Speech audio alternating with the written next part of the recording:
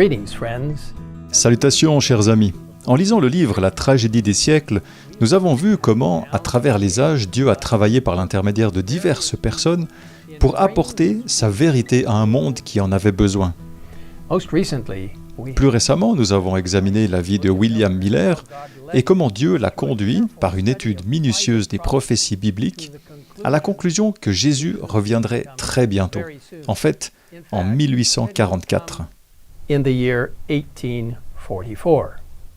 Cette conclusion était basée sur les prophéties temporelles du livre de Daniel, en particulier Daniel 8, verset 14, où il est écrit « Encore 2300 soirs et matins, puis le sanctuaire sera purifié. » Comme nous l'avons vu précédemment, selon la Bible, un jour prophétique équivaut à une année littérale.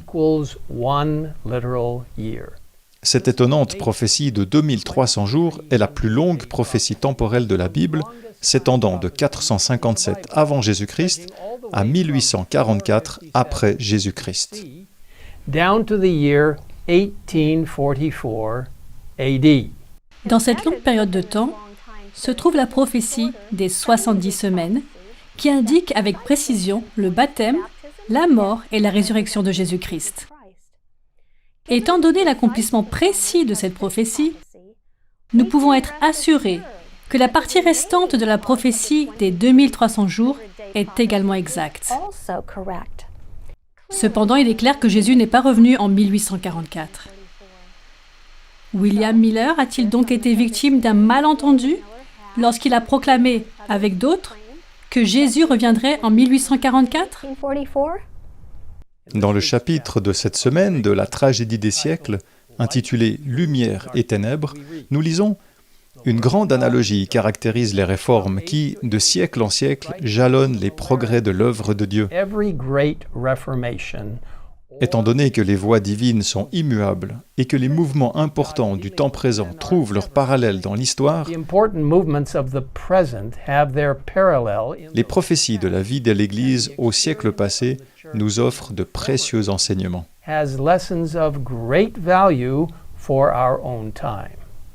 Autrefois, même les prophètes de Dieu ne comprenaient pas entièrement le sens des messages qu'ils étaient chargés de transmettre. Daniel lui-même n'a pas pleinement compris les prophéties qui lui ont été données. À la fin de Daniel 8, nous lisons « Moi, Daniel, je suis resté affaibli et malade durant plusieurs jours. Puis je me suis levé pour m'occuper des affaires du roi. Mais j'étais effaré à cause de la vision et je ne la comprenais pas. » À la fin du livre, au chapitre 12, Daniel voit deux êtres célestes, l'un d'un côté et l'autre de l'autre côté d'un fleuve. L'un d'eux demande « Quand viendra la fin de ces événements extraordinaires ?» Et l'autre répond que ce serait dans un temps, 2 temps et la moitié d'un temps. Au verset 8, Daniel dit « J'ai entendu, mais sans comprendre. Et j'ai dit, mon Seigneur, quelle sera l'issue de tout cela ?» Il a répondu, « Vas-y, Daniel, car ces paroles seront tenues cachées et marquées du sceau du secret jusqu'au moment de la fin. » Dans le Nouveau Testament, nous voyons les disciples envoyés par Jésus lui-même avec le message suivant. Le temps est accompli, le règne de Dieu est proche. Le message était vrai, mais ils en ont mal compris le sens. Depuis leur plus jeune âge, on leur avait enseigné que le Messie, lorsqu'il viendrait, rétablirait le royaume d'Israël. Les Romains seraient éliminés et un roi s'assiérait à nouveau sur le trône de David.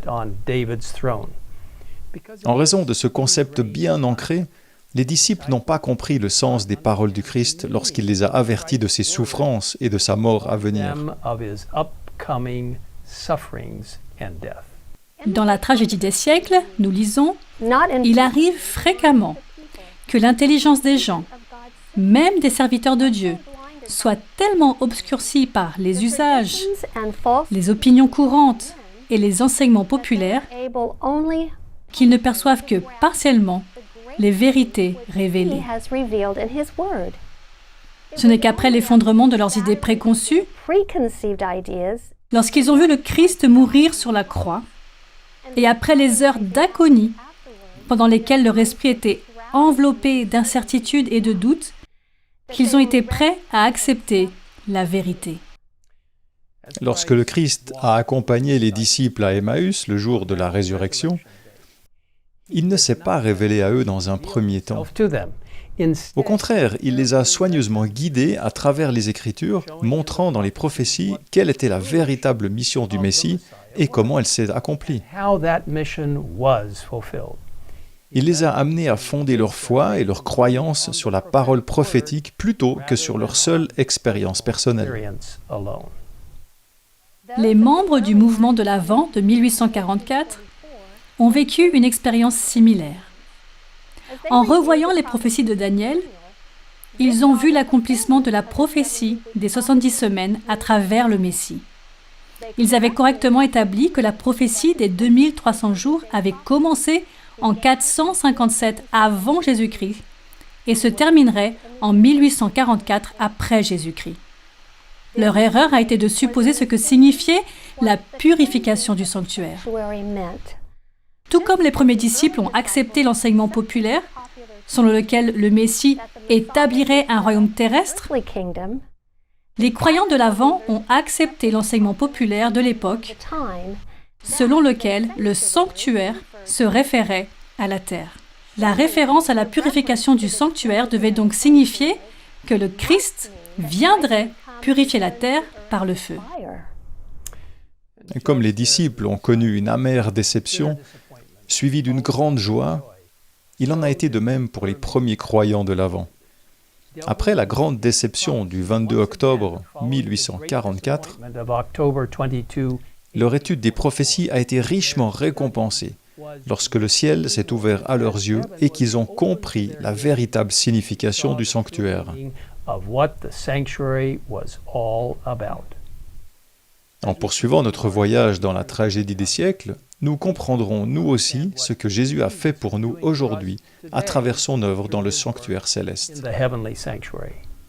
Prions pour que nos yeux s'ouvrent afin de découvrir la signification de ces prophéties pour nous à notre époque.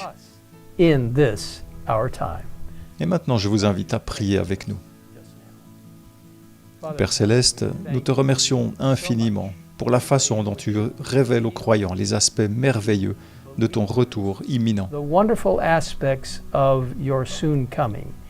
Merci pour les prophéties qui nous aident à comprendre pleinement ce que signifie vivre à la fin des temps, juste avant le retour du Seigneur. Maintenant, Seigneur, donne-nous des perceptions claires alors que nous continuons à étudier ta parole et à comprendre notre mission d'aider les autres à se préparer au retour imminent du Christ. Nous te remercions pour la grâce du Seigneur, pour son amour, et nous te remercions parce que tu as promis que tu reviendras pour nous ramener à la maison. Maintenant, encourage-nous dans tout ce que nous faisons en regardant vers l'avenir, en reconnaissant que les prophéties de la Bible sont exactes et certaines. Nous te le demandons au nom de Jésus. Amen. Amen.